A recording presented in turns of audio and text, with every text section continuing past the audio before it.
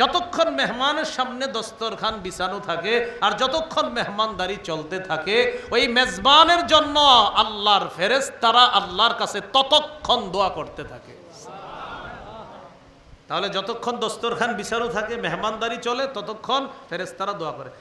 মেহমানদারির গুরুত্ব এ ব্যাপারে আমরা কয়েকটা বর্ণনা শুনি, খুব মনোযোগ দিব আমরা। মেহমানদারির গুরুত্ব সম্পর্কে আপনাদের সামনে 5টি হাদিস পেশ করি। সহিহ বুখারীর বর্ণনা, 6475 নম্বর হাদিসের বর্ণনা। এই হাদিসের মধ্যে আছে, قال رسول الله صلى الله عليه وسلم من كان يؤمن بالله واليوم الآخر فلا يؤذي جاره। যে আল্লাহ বিশ্বাস করে, আখিরাত বিশ্বাস করে, সে যেন প্রতিবেশীকে কষ্ট না দেয়। ওয়ামান কানা ইউমিনু বিল্লাহি ওয়াল ইয়াউমিল আখির ফালইয়াকুল খায়রান আও লিয়াসমুত। যে ব্যক্তি আল্লাহ বিশ্বাস করে, আখিরাত বিশ্বাস করে, সে বললে ভালো কথা বলবে অথবা যেন সে চুপ থাকে। ওয়ামান কানা ইউমিনু বিল্লাহি ওয়াল ইয়াউমিল আখির ফালইউকরিম দাইফা। যে ব্যক্তি আল্লাহ বিশ্বাস করে, আখিরাত বিশ্বাস করে, সে যেন মেহমানকে সম্মান করে। হাদিস দ্বারা বোঝা যায় মেহমানদারিকে প্রাধান্য দেওয়া, গুরুত্ব দেওয়া, মেহমানকে সম্মান করা ঈমানের আলামত। মেহমানকে সম্মান করা মানে এই লোকটা যে মুমিন, এই মুমিন হওয়ার পরিচয় বহন করে। মুমিন, খাঁটি মুমিনের একটা এটাও পরিচয় যে মেহমানকে সম্মান করা। সহিহ বুখারীর বর্ণনা, 1975 নম্বর হাদিস, 1975। রাসূলুল্লাহ সাল্লাল্লাহু আলাইহি সাল্লামের একজন সাহাবী নাম আব্দুল্লাহ ইবনে আমর ইবনুল আস রাদিয়াল্লাহু তাআলা আনহুমা। এই সাহাবীর ব্যাপারে নবীজির কাছে একটা অভিযোগ গেছে। অভিযোগ কি? হুজুর, আপনার এই সাহাবী সারা রাত নফল নামাজ পড়ে, তাহাজ্জুদ পড়ে, আর সারাদিন নফল রোজা রাখে, বিবির কোনো হক আদায় করে না, শরীরের হক আদায় করে না, চোখের হক আদায় করে না। এই অভিযোগ নবীজির কাছে গেছে। সাহাবীরে ডাকছে, কি ব্যাপার, ঘটনা কি? আলাম উখবার আন্নাকা তাকুমুল লাইল ওয়া তাসুমুন নাহার। আচ্ছা, তুমি সারা রাত নফল নামাজ পড়ো আর সারাদিন নফল রোজা রাখো, কথা কি সত্য? ইন্না লিল্লাহি ওয়া ইন্না ইলাইহি রাজিউন। আল্লাহ সহজ করে দেন। সবাই ইস্তিগফার পড়ি, আস্তাগফিরুল্লাহ আস্তাগফিরুল্লাহ আস্তাগফিরুল্লাহ আস্তাগফিরুল্লাহ আস্তাগফিরুল্লাহ আস্তাগফিরুল্লাহ আস্তাগফিরুল্লাহ। কারেন্ট চলে গেছে। আস্তাগফিরুল্লাহ আস্তাগফিরুল্লাহ আস্তাগফিরুল্লাহ আস্তাগফিরুল্লাহ।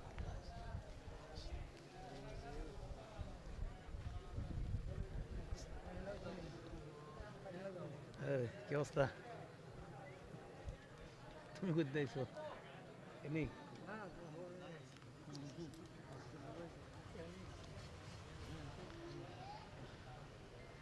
মাদ্রাসা খোলা? হ্যাঁ,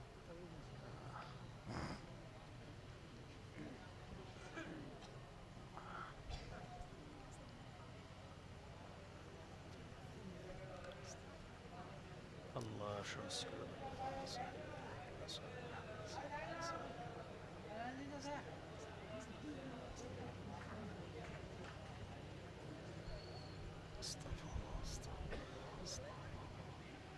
আলহামদুলিল্লাহ, সবাই বলি আলহামদুলিল্লাহ।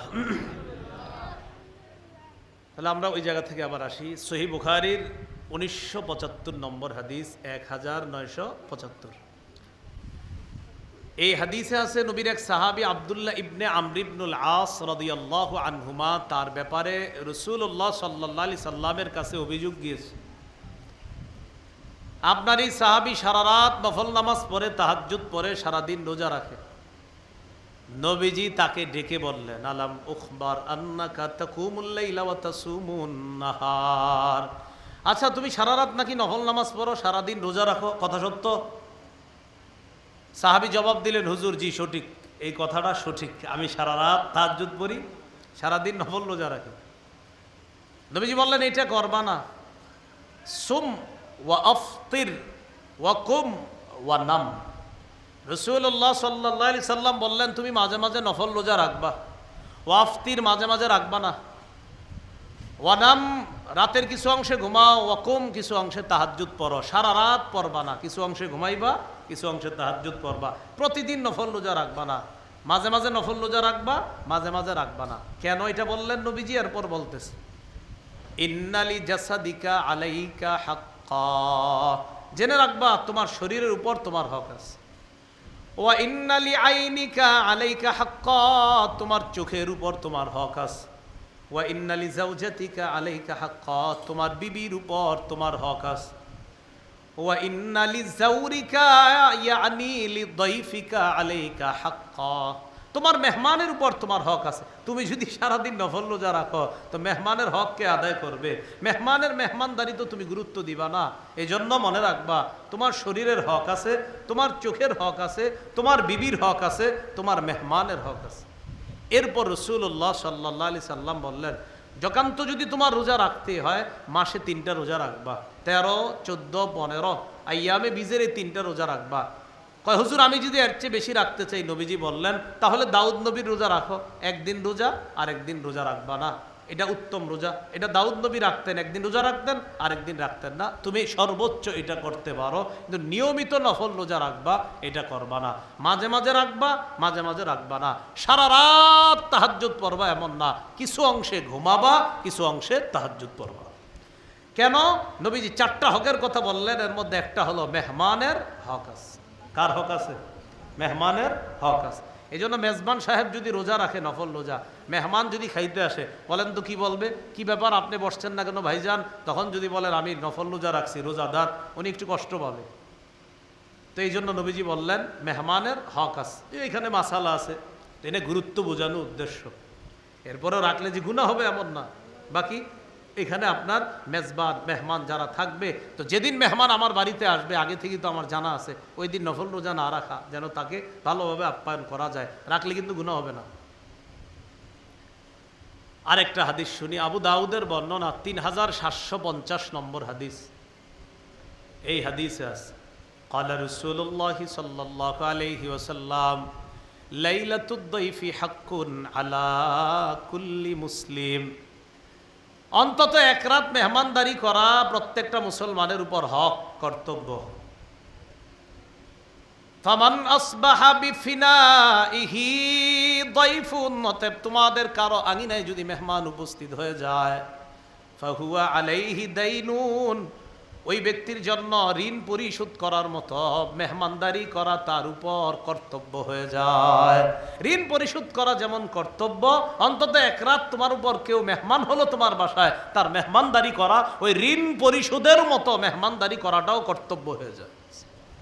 তাহলে এখান থেকেও মেহমানদারির গুরুত্ব বুঝে আসে। আরেকটা হাদিস শুনি আমরা, সহিহ বুখারীর 6137 নম্বর হাদিসের বর্ণনা। এই হাদিসটা শুনলে একটা অংশে আপনাদের হাসি উঠবে, বাকি গুরুত্ব বুঝে আসবে। দেখেন, সাহাবায়ে কেরামের একদল আইসা নবীজিরে বললেন, হুজুর অমুক এলাকায় গেছি, আমাদেরকে মেহমানদারি করে না।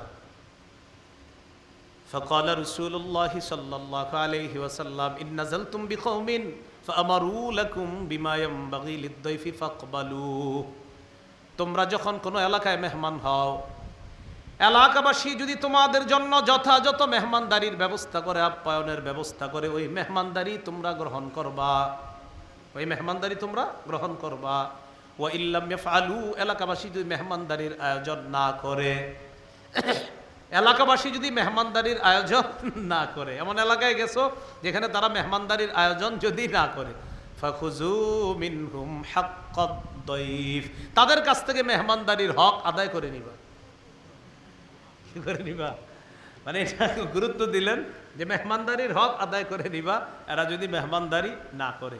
এখান থেকে নবীজি আসলে মেহমানদারির গুরুত্বটা বুঝাইতেছে যে এত দূর থেকে মেহমান আসবে, কেন মেহমানদারি হবে না? আল্লাহ আমাদেরকে কথাগুলা বোঝার তৌফিক দান করেন। আমি কিন্তু আবার আমারে বুঝাইতেছি না বিষয়টা, বলা যে আমি দূর থেকে আসি, আমি খাবার নিয়ে আসি গাড়িতে করে, গাড়িতে আজকেও খাবার নিয়ে আসছি, এই এশার নামাজের একটু আগে আমি খাবার খাইছি, খেয়ে আসা পড়ছি। হয়তো বিষয়টা মাথায় এনেন না, মনে হয় হের কথা কইতেছে, এরকম না কিন্তু। আরেকটা বর্ণনা শুনি আমরা, সহিহ বুখারীর 6139 নম্বর হাদিস। আগের হাদিসটা হলো 137, 6137, এটা হলো 6139। এই হাদিসটা বুঝে আসবে আপনাদের গুরুত্ব। আগে দুইজন সাহাবীর নাম আমরা একটু মুখস্থ করি। একজনের নাম সালমান ফারসি রাদিয়াল্লাহু তাআলা, আরেকজনের নাম আবু দারদা ওলামা হজরতরা বলার প্রয়োজন নাই, অন্য যারা আছেন একটু আমার সাথে মুজাকারা করেন, বলেন সালমান আবু দারদা রাদিয়াল্লাহু আনহুমা। তাহলে কয়জন সাহাবীর নাম জানলাম আমরা? দুইজন, একজন সালমান ফারসি রাদিয়াল্লাহু তাআলা আন, আরেকজন আবু দারদা রাদিয়াল্লাহু তাআলা আন। রাসূলুল্লাহ সাল্লাল্লাহু আলাইহি সাল্লাম এই দুই সাহাবীর মাঝে ভ্রাতৃত্ব তৈরি করে দিয়েছে। নবীজি ওই মদিনায় সাহাবীরা যাওয়ার পর কি করছে, দুই সাহাবীর মধ্যে ভ্রাতৃত্ব তৈরি করে দিতেন। এক সাহাবী আরেক সাহাবীর বাড়িতে কাজ করবে, খেতে খামারে কাজ করবে, একসাথে সব কিছু করবে, আর তারা এটা বন্টন করে খাবে। আর সাহাবায়ে কেরামও তারা কেমন, আনসার সাহাবী যারা ছিলেন তারা সত্যি সত্যি এইভাবে ভ্রাতৃত্বের বন্ধন, তারা আপন ভাই ভাইয়ের সাথে যা করে তারাও ঠিক ভ্রাতৃত্বের বন্ধন এমনভাবে কায়েম করেছিল যে তারা জমি জামা ক্ষেত খামার ইত্যাদি যখন করত মিলেমিশে করত, ফসল হওয়ার পর তারা সবাই মিলেমিশে খাইত। আসলে কিন্তু ক্ষেত ছিল একজনের, কিন্তু নবীজি ভ্রাতৃত্ব তৈরি করে দিছে। আখান নবী সাল্লাল্লাহু আলাইহি ওয়াসাল্লাম বাইনা সালমান ওয়া বাইনা আবি দারদা রাদিয়াল্লাহু তাআলা আনহুমা। সালমান এবং আবু দারদা এই দুই সাহাবীর মাঝে ভ্রাতৃত্বের সম্পর্ক নবী তৈরি করে দিলেন। ফাজার সালমান আবু দারদা, একদিন সালমান ফারসি আবু দারদা রাদিয়াল্লাহু তাআলা আনহুর বাড়িতে মেহমান হয়ে গেলেন, সাক্ষাতে গেলেন। ফারাআ উম্মাদ দারদা মুতাবাদ্দিলাতা, আবু দারদার স্ত্রীর গায়ে দেখলেন ময়লা কাপড় চোপড়। প্রশ্ন করলেন, মাশা নুকি, কি ব্যাপার, আপনার শরীরে ময়লা কাপড় চোপড় কেন, আপনার এই অবস্থা কেন?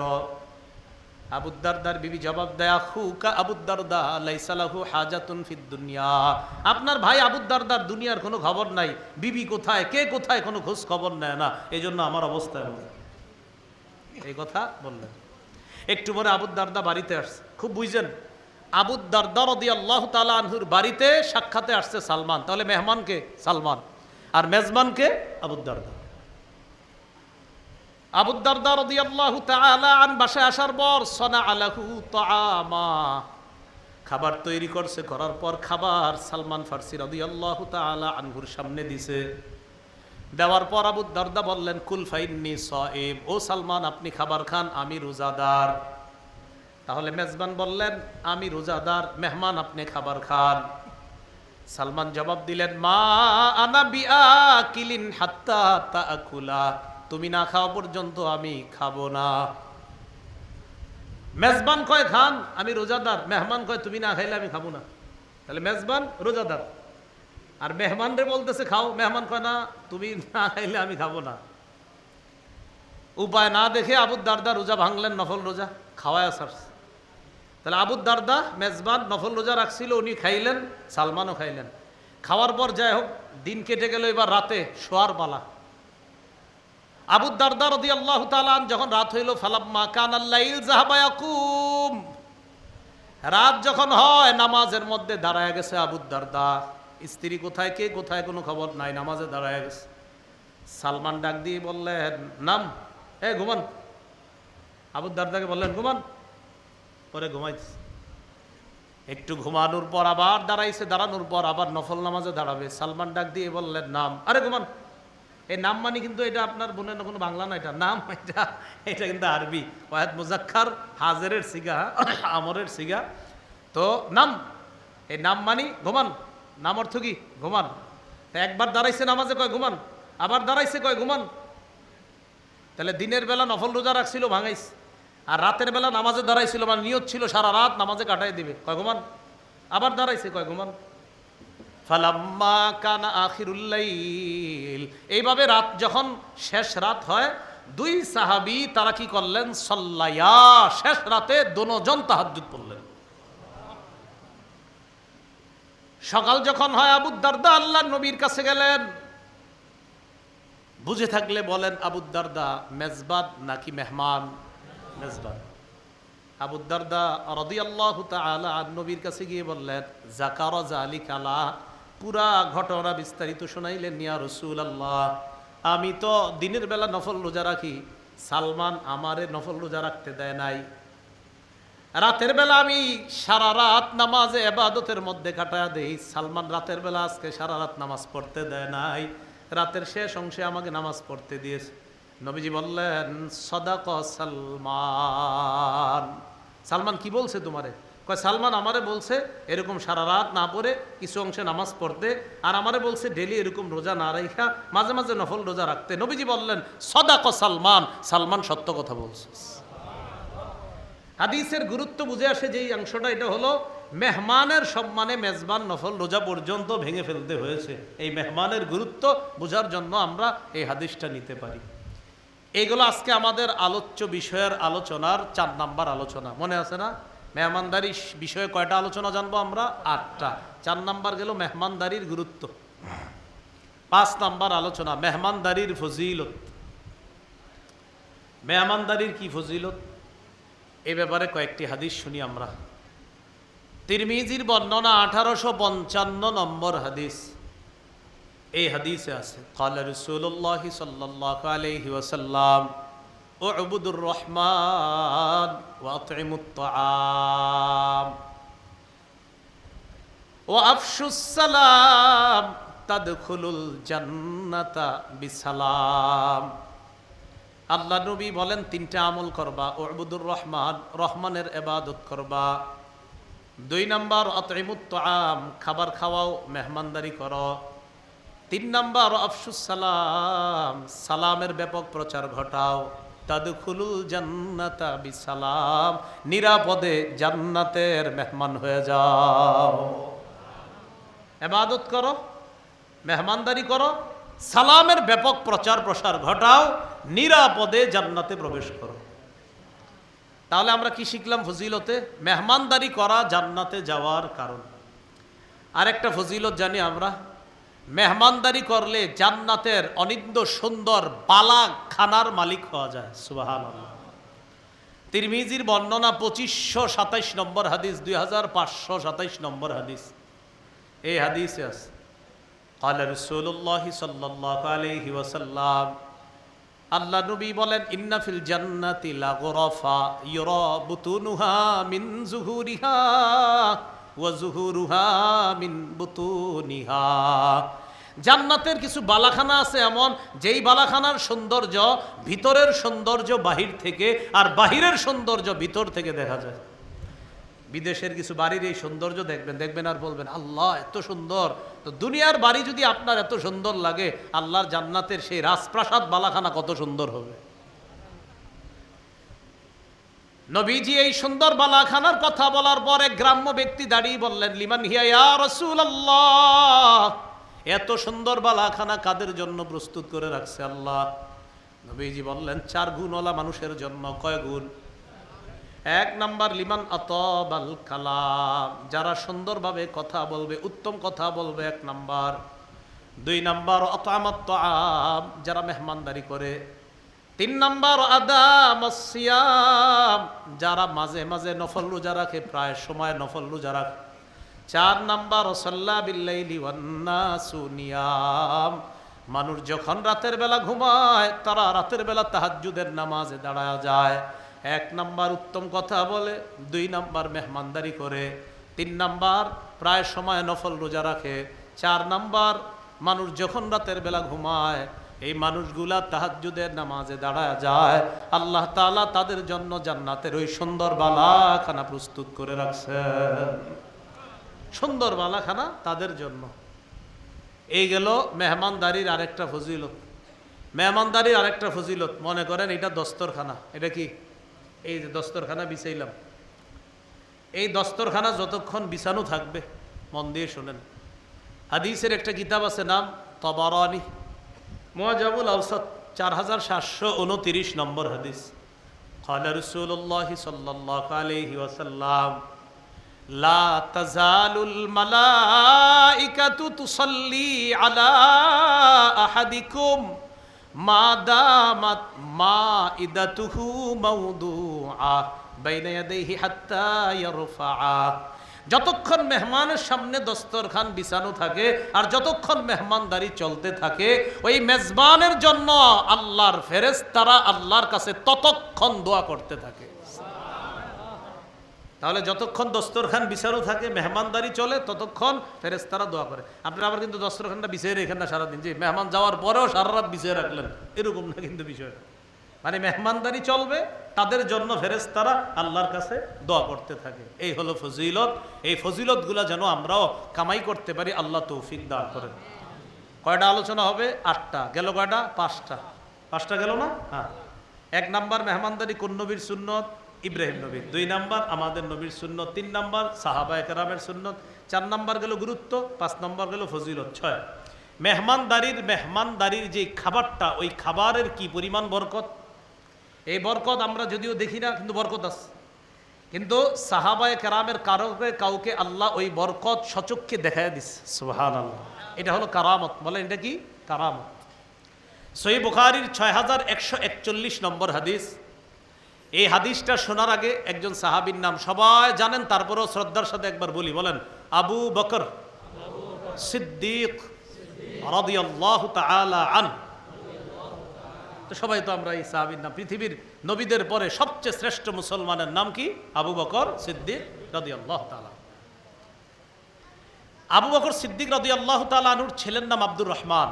আব্দুর রহমান ইবনু আবি বাকরিন আব্দুর রহমান ইবনে আবু বকর ঘটনাটা আমাদেরকে শোনাইতেছে। তিনি বলেন, যা আবু বকরিন বিদাইফিন লাহু আও বিআদিয়াফিন লা। একদিন আবু বকর সিদ্দিক রাদিয়াল্লাহু তাআলা একজন অথবা কিছু মেহমান নিয়ে বাসায় আসছে। বাসায় আসার পর উনি কি করছে? মেহমানকে বাসায় রাইখা সন্ধ্যায় নবীর কাছে গেছে। মানে মেহমানদেরকে বাড়িতে রাইখা উনি গেছে নবীজির কাছে। তো এই দিক দিয়ে নবীজির কাছে যাওয়ার পর উনি আসতে আসতে একটু লেট হয়ে গেছে। রাতে যখন বাসায় আসছে, আবু বকর সিদ্দিকের স্ত্রী আবু বকর সিদ্দিক রাদিয়াল্লাহু তাআলা আনহুকে বললেন, আপনি কোথায় ছিলেন? ইহতাবাস্তা আন আদিয়াফিক অথবা আন দাইফিক। আপনি নিজেরে কোথায় রাখলেন মেহমানদের থেকে? মেহমানদেরকে বাড়িতে রেখে কোথায় চলে গেলেন? আবু বকর সিদ্দিক রাদিয়াল্লাহু তাআলা আনহু বললেন, মা আশাইতিহিম।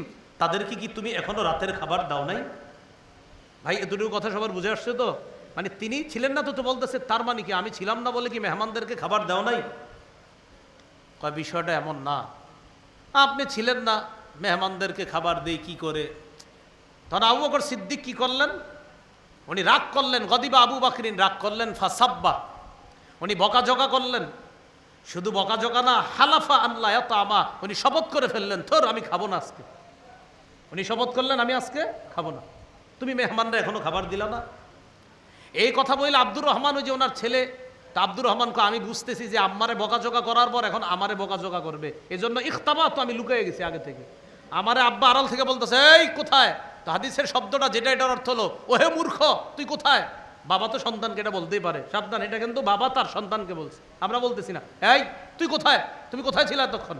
একজন বাবা তার শাইখুল হাদিস ছেলেরও এই কথা বলতে পারে, এটা কোনো সমস্যা না। বাবা সন্তানকে এটা বলতে পারে, হ্যাঁ বুঝো না কিচ্ছু, মূর্খ কোথাকার, এটা বাবা সন্তানকে বলতে পারে, সমস্যা না।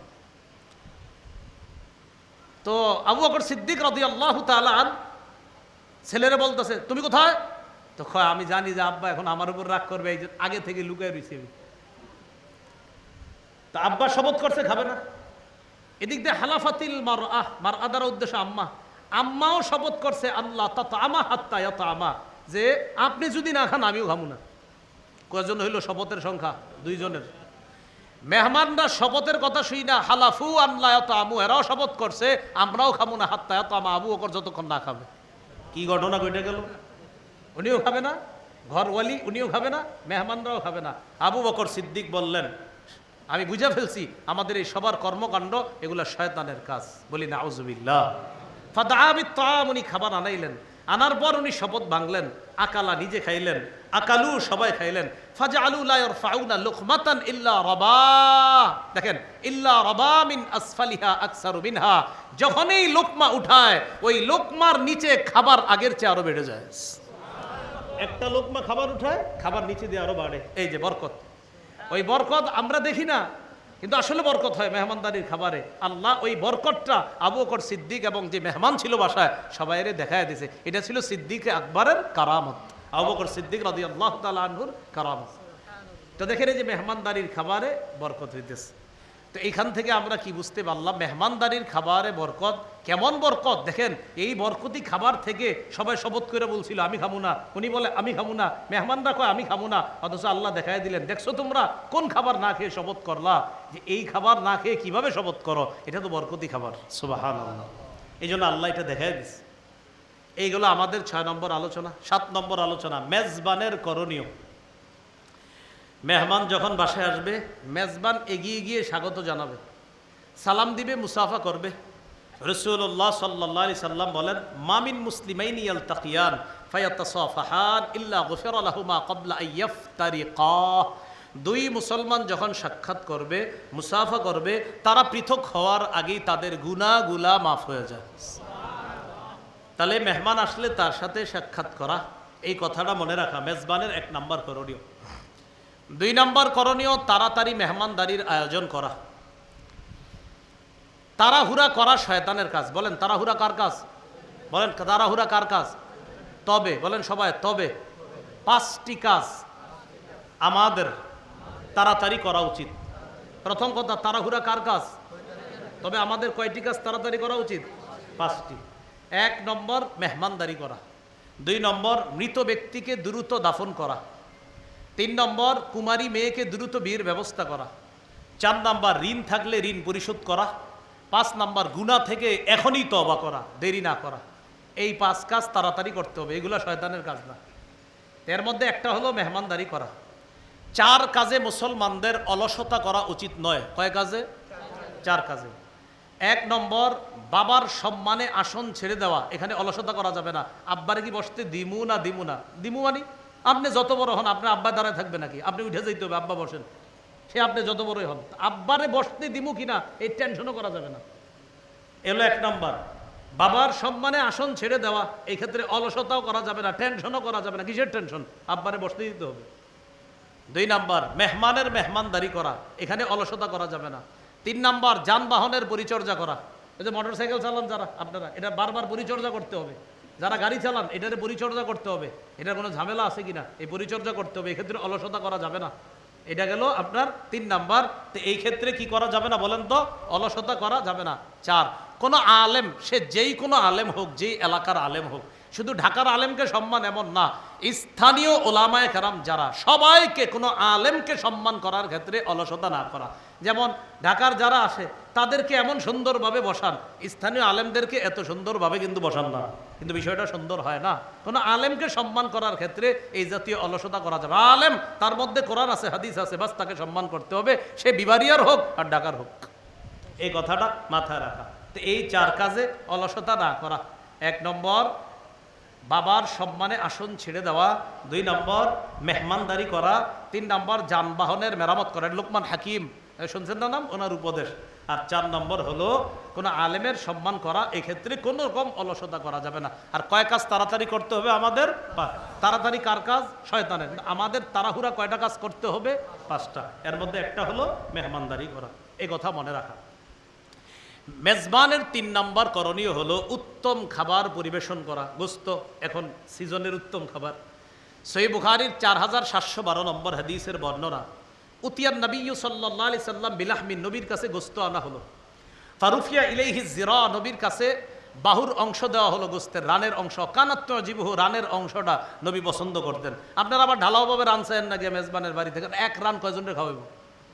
বাকি নবী পছন্দ করতেন আর কি গোস্ত, এর মধ্যে আপনার রানের অংশ এটা পছন্দ করতেন। কানাত তুজিবহু, খুব পছন্দ করতেন। নাহসা মিনহা নাহসা, নবীজি এইভাবে মজা করে, নবীর জাতি আসছে, আসার পরে যে তাদের বদভ্যাস ছিল, ওই অভিপ্রায় তারা ব্যক্ত করলো। লূত নবী তাদেরকে বললেন, ফাত্তাকুল্লাহ, আল্লাহকে ভয় করো, ওয়ালা তুখজুনি ফি দয়ফি, আমার মেহমানদের ব্যাপারে আমাকে লাঞ্ছিত করো না, অপমান করো না, তারা আমার মেহমান। এই মেহমানদেরকে তোমরা অপমান করো না, তাদের সামনে আমারে অপমান করবা না। তো মেহমানের জন্য কোনো অপমান না হয়, এই বিষয়টা মাথায় রাখা, এটা মেজবানের করণীয় দায়িত্ব, কর্তব্য। এবার আমাদের 8 নম্বর আলোচনা, সর্বশেষ, মেহমানের করণীয়। মেহমান অসময়ে মেজবানের বাড়িতে না যাওয়া। আপনি গেছেন খাওয়ার সময়, মানে আগে কিছু বলেন নাই, এই আসসালামু আলাইকুম, কেমন আছেন, খাওয়ান দেন, এরকম না। আগে থেকে আপনার এটা এই যুগে তো জানানো সহজ, তো আগে থেকে এটা জানতে হবে মেজবানের। আপনি হঠাৎ গিয়া সালাম দিয়ে দিচ্ছেন, বাস কি দিবে? তো যাই হোক, এরপরেও আপনার মেহমান যদি হঠাৎ উপস্থিত হয়ে যায়, আপনারা মেজবান যারা থাকবেন ঘরে উপস্থিত কিছু থাকলে ওইটাই দিবেন। হাদিসে আসছে হযরত জাবের রাদিয়াল্লাহু তাআলা আনহুর বাড়িতে একবার উপস্থিত মেহমান আসছে, তো তিনি তাদের সামনে খেজুর দিছে আর সিরকা দিছে, খেজুর আর সিরকা। তো খেজুর আর সিরকা দেওয়ার পর যখন খেজুর আর সিরকা দিছে, তো খেজুর এবং সিরকা দেওয়ার পর হযরত জাবের বললেন যে আমি নবীরে বলতে শুনছি নি'মাল ইদাম আল খাল্লু, সিরকা কতই না উত্তম তরকারি, তোমরা এটা দিয়ে আজকে খাবার খাও। সিরকা কতই না উত্তম তরকারি, এটা দিয়ে তোমরা খাবার খাও। তো এটা হতে পারে উপস্থিত যা থাকে তা দেওয়া। তো যাই হোক, মেহমান অসময়ে না যাওয়া, এই বিষয়গুলো আমাদের মাথায় থাকা। আল্লাহ আমাদেরকে বুঝার তৌফিক দান করেন। মেহমান মেজবানের বাড়িতে যাওয়ার পর মেজবানের জন্য এমন কিছু না করা যেন মেজবানের কষ্ট হয়, এমন কাজ মেহমান না করা। যেমন একটু বুঝেন, এলাকায় কেউ আসছে আলেম, ওনারে আপনারা এক বাসায় নিয়ে গেছেন মেহমানদারি করতে, তো সাধারণত কোনো বুজুর্গ আলেম আসলে তার সাথে দেখা করার জন্য এলাকাবাসী যায়, এটা হতে পারে। যেমন কথার কথা, আমাদের কুমিল্লার আল্লামা মুফতি মুশতাকুন নবী কাসিমি সাহেব, ওনার হাজার হাজার লাখ লাখ ভক্ত আছে, তো তাকে এই এলাকায় নিয়ে আসলেন, তো স্বাভাবিকভাবে হাজার হাজার মানুষ আসবে তার সাথে দেখা করার জন্য, ঠিক আছে। যার বাসায় নিছেন বলেন তো, ওই বাসার মেজবান কি হাজার হাজার মানুষের মেহমানদারির আয়োজন করছে? করেনি। তো ওনার সাথে আপনারা 30-40 জন ঘরে গেছেন, যাওয়ার পর মেজবানের মাথায় আছে আমি হুজুরের সহ সর্বোচ্চ 10 জনের মেহমানদারি করবো, তো বেচারায় ওই অনুযায়ী মেহমানদারির আয়োজন করছে, কিন্তু 30 জন বসে রয়েছে। ওই বেচারায় আপনার চানাচুর দেয়, কাঁঠাল দেয়, আম দেয়, কমলা দেয়, লেবু দেয়, আঙ্গুর দেয়, আনার দেয়, বুঝা এটি খায় একটু তাড়াতাড়ি যান, যায় না, না যাবো না ভাই। এগুলা কিন্তু না করা, বুঝছেন, এগুলো মাথায় রাখা যে 30 জন মানুষকে তো আর তারা ভারী খাবার দিবে না। এইটা আমরা কেন বুঝি না, দেখা হয়েছে দোয়া চান চলে আসেন শেষ। এই জন্য এই বিষয়গুলো কিন্তু মাথায় রাখা। সহিহ মুসলিমের বর্ণনা, লা ইয়াহিল্লু লিমুসলিমিন আইয়ুকিমা ইনদা আখিহি হাত্তা ইউসিমা, কোনো মুসলমানের জন্য এটা বৈধ নয় যে সে তার ভাইয়ের কাছে এতটা সময় অবস্থান করবে যে তার মেজবান ভাইকে সে কষ্ট দেয়। সাহাবী প্রশ্ন করলেন কাইফা ইউসিমুহু, হুজুর কষ্টটা কিভাবে দেয়? কাইয়ুকিমা ইনদা আখিহি, এমনভাবে অবস্থান করে লা শাইআ লাহু ইউকাররিবুহু বিহি, যে মেজবানের ঘরে আর কিচ্ছু থাকে না এর দেওয়ার মতো, কিন্তু হে উঠবো না, আমি বসে দিই, আরো দেন, এরকম। তো এটা না করা। আবার আরেকটা হতে পারে 10 জন মেহমান হয়ে গেছেন কোথাও, তো যিনি মেহমানদারি করবে ওনার ঘরে ধারণ ক্ষমতা 5 জনের, তাহলে উনি কয়জন করে খাওয়াবে? 5 জন। বাকি 5 জন বাইরে আছে, হয়তো চেয়ার টেবিল দিবে যে একটু বসেন। এখন যেই 5 জন ভিতরে পাঠাইছেন আপনারা খাইতে, ওনারা খাইছে, খাওয়ার পর একটু দই হইলে ভালো হইতো, তো দই খায়, আরো সব খায়, পান সুপারি যা আছে সব বের হয় না, মাথায় আনে না যে আরো 5 জন বাইরে। আর মেজবানও তো লজ্জায় বলতে পারতেছে না যে আল্লাহর হস্তে এবার ওঠেন না, আপনার ঘরে যা আছে দেন, এবার বালিশ দেন, একটু শুই। তো এটা কিন্তু না করা, এটা কষ্ট মেজবানের। ভাই এটা ইসলাম, এটা আমাদেরকে ইসলাম এই শিক্ষা দিছে যে মেহমান এমন কাজ না করা যেটা মেজবানের কষ্ট হয়, এটা না করা। মনে থাকবে তো কথাগুলো ইনশাল্লাহ সবার? তো এরকম কোনো আচরণ না করা যে আচরণের কারণে মেজবান কষ্ট পায়, এমন আচরণ না করা। মেহমানের 3 নম্বর করণীয় হলো মেহমান খাবার খাওয়ার পর মেজবানের জন্য দোয়া করা। আরবিতে পারলে আরবি, বাংলায় পারলে বাংলা। আরবি যদি পারেন আল্লাহুম্মা বারিক লাহুম ওয়া ফিমা রাযাকতাহুম, আপনি এটা বলতে পারেন আল্লাহ তাদেরকে তাদের রিজিকে আপনি বরকত দিয়েন, ওয়াগফির লাহুম, তাদেরকে আপনি মাফ করেন। আপনি বাংলায় বলবেন আল্লাহ তাদের রিজিকে বরকত দিয়ে দিয়েন, তাদেরকে আপনি মাফ করে দিন। সহিহ মুসলিম এই দোয়াটা আছে। আরও দোয়া করতে পারেন আল্লাহুম্মা আত'ইম মান আত'আমানি, আল্লাহ যিনি আমাকে খাওয়িয়েছেন তাকে আপনি খাওয়ান। ওয়াসকিমান সাকানি, যে আমাকে পান করিয়েছে তাকেও পান করান। কোনো নুসখা আছে মান আসকানি, যে আমাকে পান করিয়েছে তাকেও পান করান। আরও দোয়া করতে পারেন আপনি এই দোয়াটা, আকালা তাআমাকুমুল আবরার, তোমাদের খাবার যেন নেককার মানুষরা খায়। এই বাংলায় কথাটা বলা যাবে না বলেন? আর হাদিসেও আছে লা ইয়াকুল তাআমাকা ইল্লা তাকিয়ুন, এ মানুষ আমার উম্মত তোমরা শোনো, তোমার ঘরের খাবারটা ভালো মানুষরা ছাড়া যেন অন্যরা না খায়, তাকওয়া বা নেককার মানুষরাই যেন তোমার খাবারটা গ্রহণ করে। মেহমানদারির ব্যাপারে এই 8টা কথা আমরা জানলাম। সর্বশেষ যেটা জানলাম মেহমানের করণীয়, 7 নাম্বার জানলাম মেজবানের করণীয়। যদিও এই বিষয়গুলো আমরা হাসির ছলে নেই, তো বিষয়গুলো একটু গুরুত্ব দিয়ে না, মেজবান আর মেহমানের বিষয়গুলো খুব গুরুত্ব সহকারে নেওয়া। আল্লাহ আমাদের সকলকে কথাগুলা বোঝার তৌফিক দান করেন।